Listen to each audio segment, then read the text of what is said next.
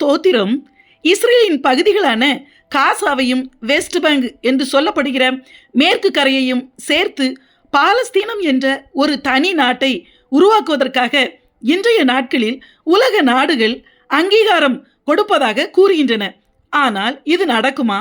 தேவன் ஜெருசலேமை இரண்டாக பிரித்து தேவாலயம் இருந்த பகுதியாகிய பழைய ஜெருசலேம் பகுதியை அரேபிய இஸ்லாமியர்களுக்கு கொடுத்து பிரிப்பதற்கு தேவன் அனுமதிப்பாரா?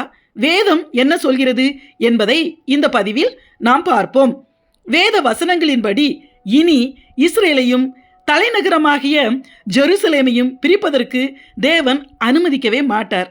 இந்த உலகத்தின் அத்தனை நாடுகளும் இஸ்ரேலுக்கு எதிராக பேசி பாலஸ்தீனம் என்று ஒரு தனி நாட்டை இஸ்ரேலிலிருந்து உருவாக்குவதற்கு முயற்சித்தாலும் அது ஒருபோதும் நடக்காது. இப்படி இஸ்ரேலுக்கு எதிராக தீர்மானம் கொண்டு வருகிற நாடுகள் மேல் தேவ கோபம்தான் வரும் என்பதை முதலில் நாம் புரிந்து கொள்ள வேண்டும். வேதத்தில் யூதர்களுக்கு தேவன் வாக்களித்து கொடுத்த இடங்கள் முழுவதும் இன்னும் இஸ்ரேலுக்கு கிடைக்கவில்லை. அந்த இடங்களும் இனி இஸ்ரேலுக்கு கிடைக்கப் போகிறது.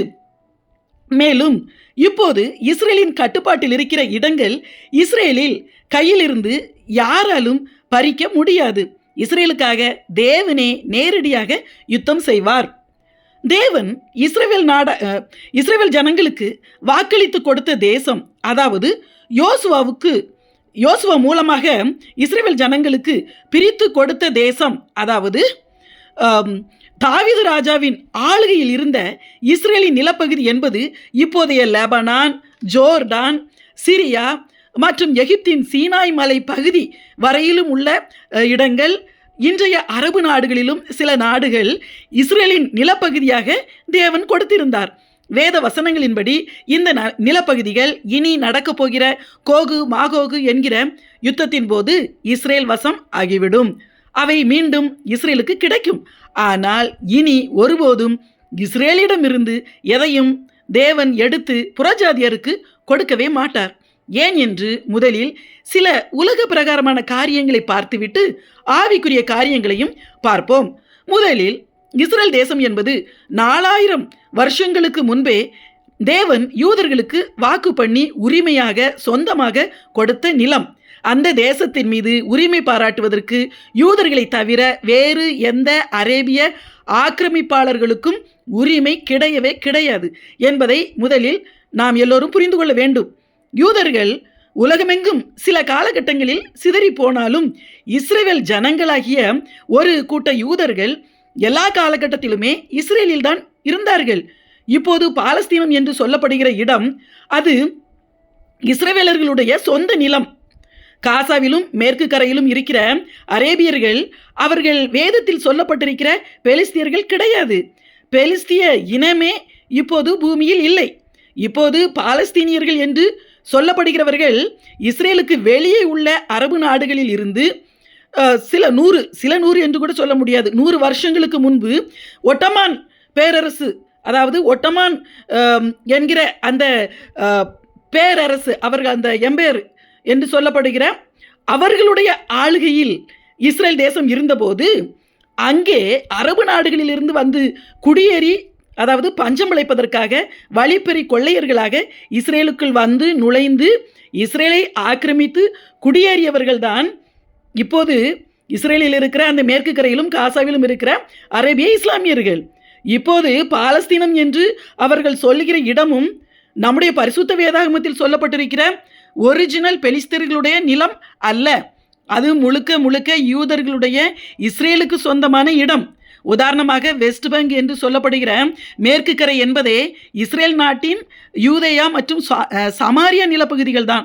யூதர்களுடைய யூதேயா சமாரியா நிலப்பகுதியை ஆக்கிரமித்திருக்கிற அரேபியர்கள் அந்த பெயரை மாற்றி அதற்கு பாலஸ்தீனம் என்று தாங்களாகவே அழைத்து கொண்டார்கள்.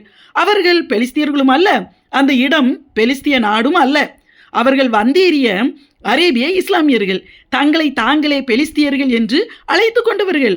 1948 இஸ்ரேல் பிரிட்டிஷ் ஆட்சியிலிருந்து சுதந்திரம் அடைந்தது. யூதர்களுக்கு நாடு கொடுக்கக்கூடாது, யூதர்களை நாட்டை விட்டு துரத்திவிட வேண்டும் என்று 19ஆம் நூற்றாண்டின் ஆரம்பத்தில் இஸ்ரேலில் இருந்த அரேபிய இஸ்லாமியர்கள் ஒரு இயக்கத்தை ஆரம்பித்து கலவரம் செய்து வன்முறையில் ஈடுபட்டார்கள். அந்த இயக்கத்திற்கு அவர்களாகவே பாலஸ்தீனிய இயக்கம் என பெயரிட்டார்கள். காரணம் என்ன தெரியுமா? வேதத்தில் எல்லா காலகட்டத்திலும் இஸ்ரேல் ஜனங்களை எதிர்த்து யுத்தம் செய்து கொண்டே இருந்த ஒரு இனம்தான் பெலிஸ்திய இனம். இது நமக்கு தெரியும். பெலிஸ்தியன் என்ற பெயரை கேட்டாலே யூதர்களுக்கு பிடிக்காது. அப்படி என்றால் எந்த பெயரை கேட்டால் யூதர்களுக்கு பிடிக்காதோ, எந்த பெயரை கேட்டால் யூதர்களுக்கு வெறுப்பும் ஆத்திரமும் வருமோ அந்த பெயரை தங்கள் இயக்கத்திற்கு வைக்க வேண்டும் என்று முடிவெடுத்து தங்கள் வன்முறை இயக்கத்திற்கு பாலஸ்தீனிய இயக்கம் என்று பெயர் வைத்தார்கள். யூதர்களை வெறுப்படைய செய்வதற்காகவே அரேபிய இஸ்லாமியர்களாகிய தங்களை பெலிஸ்தியர்கள் என்று அவர்களே தங்களை தாங்களே அப்படியே அழைத்து கொண்டார்கள். 1948 பிரிட்டிஷ் அரசாங்கம் இஸ்ரேலை இரண்டாக பிரித்து யூதர்களுக்கும் அங்கிருந்த அரேபிய இஸ்லாமியர்களுக்கும் கொடுக்க முன்வந்தார்கள். ஐநா சபையில் பெரும்பாலான நாடுகள் அந்த அரேபியர்களிடம் இதற்கு சம்மதித்து பாதி நாட்டை பெற்றுக்கொள்ளுமாறு வற்புறுத்தினார்கள்.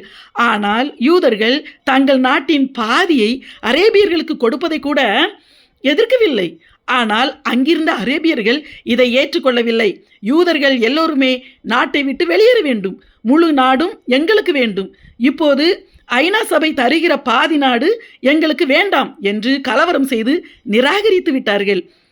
இந்த காரியம் கூட தேவனே இப்படி செய்தார் என்றுதான் சொல்ல வேண்டும் இஸ்ரேல் ஜனங்களுக்காக. 1948 இஸ்ரேல் சுதந்திரமடைந்த அடுத்த நாளே சுற்றியிருந்த அரபு நாடுகள் இஸ்ரேலோடு யுத்தம் செய்தன. அந்த அரபு நாடுகள் இஸ்ரேலுக்குள் இருந்த அரேபிய இஸ்லாமியர்களாகிய அத்தனை பேரையும் நீங்கள் நாட்டை விட்டு வெளியே வந்து விடுங்கள், ஒரே நாளில் எல்லா யூதர்களையும் நாட்டை விட்டு துரத்தி விடுவோம், முழு நாடும் உங்களுக்கு சொந்தமாகிவிடும் என்று அந்த அரபு நாடுகள் சொல்லியதை நம்பி இஸ்ரேலை விட்டு அரேபியர்கள் வெளியேறினார்கள். ஆனால் அப்போதைய இஸ்ரேலிய பிரதமர் டேவிட் பென்குரியன் என்பவர் அந்த அரேபிய இஸ்லாமியர்களிடம் எவ்வளவோ தடுத்து பார்த்தார். நாட்டை விட்டு வெளியே போகாதீர்கள் என்று தடுத்து பேசி பார்த்தார். ஆனால் அவர் சொன்னதை அசட்டை பண்ணி எதிர்த்து நாட்டை விட்டு வெளியேறினார்கள். தேவன் இஸ்ரேலுக்காக யுத்தம் பண்ணினார். இஸ்ரேல் பெரும் வெற்றி பெற்றது. அரபு நாடுகள் அலறி அடித்து ஓடிவிட்டன. இஸ்ரேலை விட்டு வெளியேறிய அந்த அரேபிய இஸ்லாமியர்களை அந்த அரபு நாடுகளும் சேர்த்து கொள்ளவில்லை, ஏற்றுக்கொள்ளவில்லை. அப்படி வெளியேறியவர்கள்தான் இன்றளவும் காசாவிலும் மேற்கு கரையிலும் பாலஸ்தீனிய அகதிகளாக இருக்கிறார்கள். அந்த இடங்களும் இஸ்ரேலுக்கு உரியதுதான். அந்த இஸ்ரேலின் இடத்தை அவர்கள் பாலஸ்தீனம் என்று அழைத்து கொண்டார்கள். அவர்களை யாரும் நாட்டை விட்டு துரத்தவும் இல்லை. இஸ்லாமியர்கள் சொல்வதைப் போல யூதர்கள் யாருடைய நிலத்தையும் ஆக்கிரமிக்கவும் இல்லை. யூதர்களுடைய இடத்தைத்தான் அரேபியர்கள் ஆக்கிரமித்திருக்கிறார்கள். இன்றளவும் அந்த காசா மக்களுக்கும் மேற்கு கரை மக்களுக்கும் இஸ்ரேல் தான் தண்ணீர், ஆகாரம், மின்சாரம் எல்லாமே கொடுத்து கொண்டிருக்கிறது, அனுமதிக்கிறது. எந்த நாடாவது தன்னுடைய நிலத்தையும் ஆக்கிரமித்து தன்னுடைய ஜனங்களையும் 1500 பேருக்கும் மேல் ஒரே நாளில் கொன்று போட்டு தன் நாட்டின் பெண்களையும் குழந்தைகளையும் முதியவர்களையும் பிடித்து சென்று இன்றளவும் பிடித்து வைத்து கொண்டிருக்கிற நேர் விரோதிக்கு சாப்பாடு, தண்ணீர், மின்சாரம், இன்டர்நெட் கனெக்ஷன் எவனாவது கொடுப்பானா? இஸ்ரேல் கொடுக்கிறது, இன்றளவும் கொடுக்கிறது. இன்றளவும் இஸ்ரேல் தான் அனுமதிக்கிறது. ஆனாலும் இஸ்ரேலுக்குத்தான் கெட்ட பெயர். எல்லாருமே திட்டமிட்டு பொய்களும் இஸ்ரேலை குறித்து பரப்பப்படுகிற எல்லா வதந்திகளும் ஆகும். மேலும் 1967 6 நாள் யுத்தத்தில் ஜோர்டான் நாட்டின் கட்டுப்பாட்டில் இருந்த ஜெருசலேமை தேவன் மீண்டும் இஸ்ரேலுக்கு கொடுத்தார். 1919 ஜெருசலேம் இஸ்ரேலின் தலைநகரம் ஆக்கப்பட்டது. மேலும் 1919 மேற்கு கரையைச் சேர்ந்த யோர்தான் பள்ளத்தாக்கு இஸ்ரேல் வசமானது. இப்போது ஒரு வாரத்திற்கு முன்பு வெஸ்ட் பேங்க் மேற்கு கரையின் யூதேயா, சமாரியா பகுதிகளை இஸ்ரேல் பாராளுமன்றத்தில் தீர்மானம் நிறைவேற்றி இஸ்ரேல் தன்னுடன் இணைத்து கொண்டது. காசா முழுவதும் இப்போது இஸ்ரேல் இராணுவத்தின் கட்டுப்பாட்டில் தான் இருக்கிறது. இதில் எங்கிருந்து இனி பாலஸ்தீனிய தனி நாடு வரும்? உலக நாடுகள் தங்கள் நாடுகளில் உள்ள இஸ்லாமியர்களுடைய ஓட்டுகளுக்காக ஆட்சியாளர்கள் சும்மா தனிநாடு அங்கீகாரம் என பேசுவார்கள். அவர்களுக்கே இது நன்றாக தெரியும் பாலஸ்தீனிய தனிநாடு வாய்ப்பே இல்லை என்று. பிரான்சில் இனி தேர்தல் வரப்போகிறது. அங்கே 30% அதாவது அகதிகளாக பிரான்சுக்குள் வந்து குடியேறிய அந்த 30% இஸ்லாமிய வாக்குகள் அங்கே இருக்கிறது. அதனால் பிரான்ஸ் அதிபர் மேக்ரான் தீவிரமாக பாலஸ்தீனிய தனிநாடு பற்றி பேசுகிறார். அவருக்கே நன்றாக தெரியும் இது நடக்கவே நடக்காது என்று அவருக்கே தெரியும். அப்படியே எல்லா நாடுகளும் பாலஸ்தீனிய தனிநாடு அங்கீகார கோரிக்கையை ஐநாவில் கொண்டு வந்தாலும் அமெரிக்கா வீட்டோ பவர் உள்ள நாடு. முழு அமெரிக்காவுமே யூதர்கள் கட்டுப்பாட்டில் தான் இருக்கிறது. அதுவும் ட்ரம்ப் விடுவாரா? உடனே அமெரிக்கா வீட்டோ அதிகாரத்தை பயன்படுத்தி நிராகரித்து விடும். இது எல்லோருக்குமே தெரியும். கடைசி நாட்களில் இஸ்ரேலுக்கும் ஜெருசலேமுக்கும் விரோதமாக எல்லா நாடுகளும் வரும் என்றுதான் சகரியாவின் புஸ்தகத்தில் கூறப்பட்டுள்ளது. மேலும் மத்தேயு 24 அதிகாரத்தின்படி மேற்கு கரையாகிய யூதேயாவில் யூதர்கள்தான் கடைசி நாட்களில் குடியேறி இருக்க வேண்டும். அதாவது மேலும் பழைய ஜெருசலேமில் டெம்பிள் மவுண்ட் அதில் யூதர்கள் தங்கள் 3வது தேவாலயத்தை கட்ட வேண்டும். இதுதான் வேத வசனங்கள் குறிப்பிடுகிறது. பிறகு எப்படி தேவன் ஜெருசலேமை 2ஆக பிரிக்க அனுமதிப்பார்? எசேக்கியேல் 39 அதிகாரத்திலும் தீர்க்க தரிசன ஆகமங்களிலும் கூறப்பட்டிருக்கிறபடி இனி கடைசி காலத்தில் இஸ்ரேலில் இருந்து யூதர்களை யாராலும் துரத்தவும் முடியாது. அவர்கள் நாட்டை பிரித்து தேவன் புறஜாதியாருக்கு கொடுக்கவும் மாட்டார். எனவே பாலஸ்தீனம் தனிநாடு என்பது நடக்கப் போவதே இல்லை. மனுஷர்களுடைய யோசனைகள் விருதா. கர்த்தருடைய ஆலோசனையை நிலை நிற்கும்.